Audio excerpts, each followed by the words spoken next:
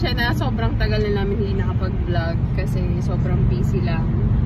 And ano, ang tawag na to, nag-vlog ako kasi may mga nagme-message sa akin tungkol sa apartment dito sa sa Woodstock.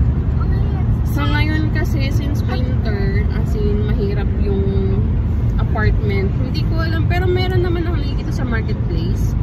Kaso nga lang yung iba, parang may nakakuha na yata. Tapos, ang gusto kasi din ng may-ari, yung may work ka, tapos parang, may payslip, gano'n? Diba?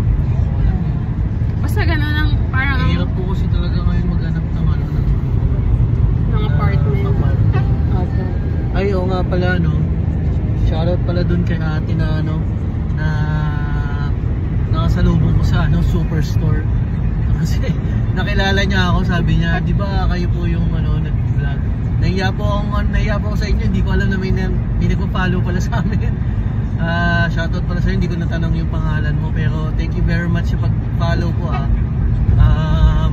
Super laking bagay po nung pag-follow ninyo tsaka panonood ng video nyo sa amin. And yun, going back nga po pala sa sa rental apartment, sa mga nagme-message po sa sa YouTube channel namin, medyo mahirap po ngayon maghanap ng apartments kasi tawag dito, yung search ng mga international student for the past 2 years talagang dumami po talaga. And yun nga, I'm pretty sure yung iba po sa inyo alam na yung balita, may init-init pa yon. I mean, hindi naman may init-init, parang 1 week na rin ang nakalipas yata, about sa changes ng pag-approve nila sa student permit or study permit.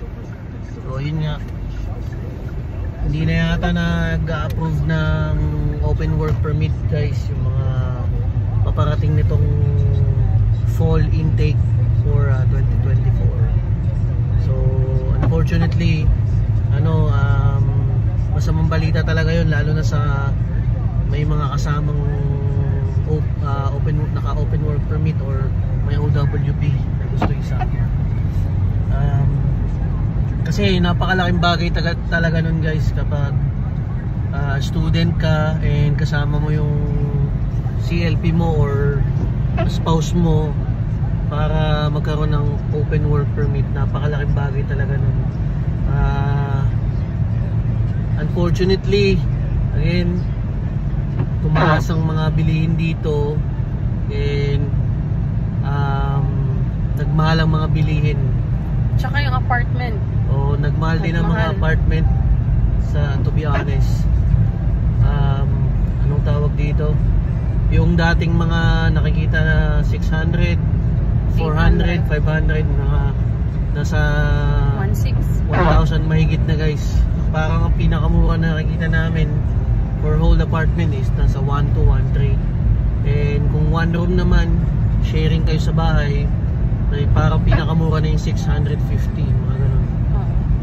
So siyempre maggagas ka pa kung may sasakyan ka, kung balak nyo pong bumili ng sasakyan dito. And kung magta-taxi naman, ihanda nyo na rin kasi parang magkano na ba, 18? $8 yata sa within town. And parang 18 or $20 out of town, depende sa layo pa. Opo. So yun lang, hindi sa dinidiscourage namin kayo guys pero yun talaga yung reality dito ngayon. Madaming changes, tsaka nagtaas ang mga bilihin at upa and bahay. Gas. Gasolina. So kailangan i-consider nyo din yun kung balak nyo pumunta. Pero kung naka-budget naman na talaga yung pera ninyo at may extra kayo, why not? No worries. So wala kayong dapat ikabahala. Ituloy nyo yung dream ninyo na magpatuloy yung pag-aaral nyo dito at magkaroon ng trabaho at makakuha ng residency. Soon magkaroon ng citizenship kung gusto ninyo ituloy. So ayun yung mga dapat yung i-weigh. And sa mga na-approve na for na may study permit na, huwag kayo mawala ng pag-asa kung hindi nyo makakasama yung spouse ninyo or open work permit. Ituloy nyo, tsagain nyo lang. Kung maka-permanent resident naman kayo, pwede nyo naman silang makuha. Mabilis lang ang panahon, guys. Kagaya sa akin, hindi ko inaakala magdadalawang taon na kami dito. So graduating na ako. So napakabilis ng panahon. Sobrang thankful kami kasi nung time na nag-apply kami, hindi pa ganito kahigpit. Sa mga balak pa lang pumunta dito, madami pang changes na pwedeng mangyari. So paghandaan yung maigi, and i-consider nyo din kung student man kayo, i-consider nyo din na yung expenses ninyo sa school. Like mga libro, online access, include nyo yun sa expenses ninyo dahil mahirap talaga. Lalo pat ang tawag dito, yung iba gusto talaga nila new edition yung makukuha ninyo, siyempre para updated yung information na nakukuha ninyo. So yun lang, guys, push nyo yung i-push nyo yung dream ninyo na makarating dito, and tuloy nyo yung mga pangarap nyo sa buhay. And yun lang. And matagal kami bago nakakapag-upload dahil madami kasing ginagawa na, and sobrang busy, napakahirap mag-isip ng content. Kala namin madali, pero sa totoo lang mahirap. Pangit naman kung mag-video lang kami ng wala kayong natututunan, wala kayong nakukuha, wala kayong na-absorb. So gusto namin kahit papaano is may mapulot kayo sa bawat video na gagawin namin. Pero anong tawag dito, yung resources naman nandyan na So lahat, kung may mga katanungan kayo na gusto ninyong masagot, nandyan na ang YouTube, nandyan na ang internet. Ang access na, yung action na lang ang kulang, guys. Kung willing talaga kayo, or kung gusto nyo talagang matupad yung mga pangarap ninyo, may internet tayo.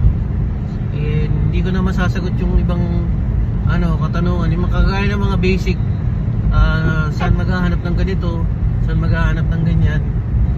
Tayo, may internet tayo kasi tawag dito, readily available yun tsaka tawag dito, para at least magkaroon din kayo ng idea sa inyo mismo manggaling kung tama ba yung ni-research niyo or hindi.